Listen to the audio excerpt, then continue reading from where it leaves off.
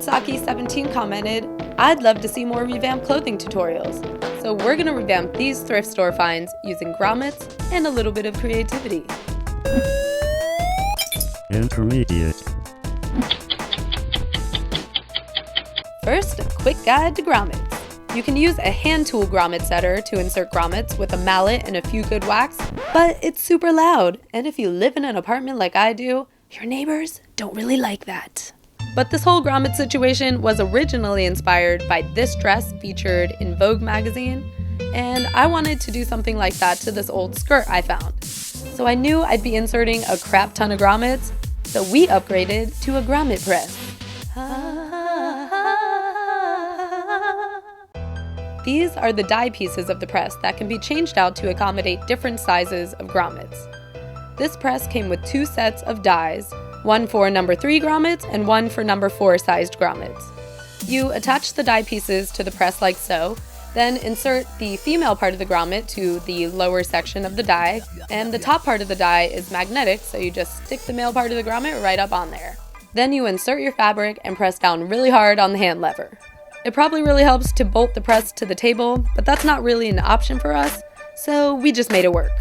Okay, now on to the fun part. Sweater decon recon action about to commence. First, cut about 7 inches off the bottom of the sweater and set it aside. Then cut 4-inch slits up both sides of the sweater and cut about 2 inches off the front side of the sweater to make a hemline that's a little bit more interesting.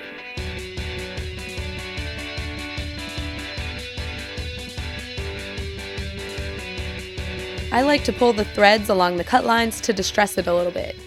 And if you want to further distress it, cut some random holes throughout the front and back of the sweater like this, and pull threads along the cut lines of the holes.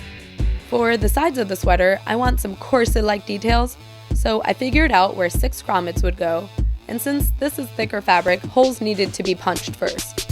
You can use a rotating hole punch, or a hand tool hole punch, a mallet, mini anvil, and a scrap of leather.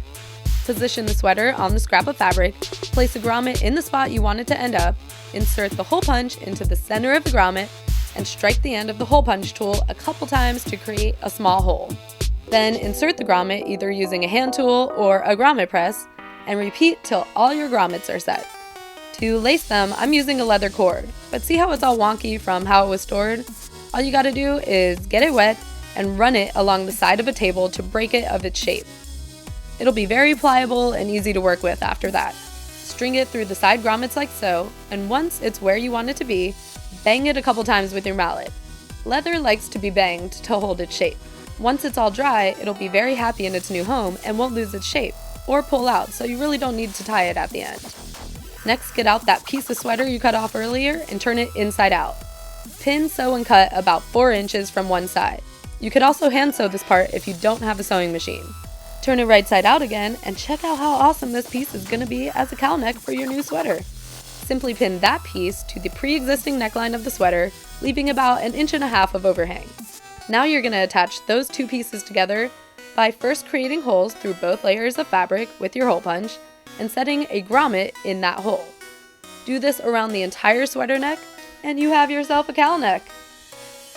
I also did some distressing to the sleeves and was pretty dang happy with my rockin' new sweater.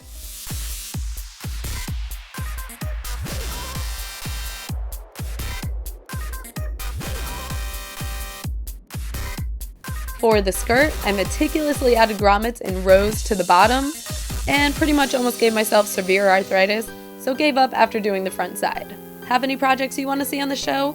Leave a comment below and make sure to follow me on Instagram for sneak peeks of everything we're working on. Thanks for watching, Threadheads. Snip snip!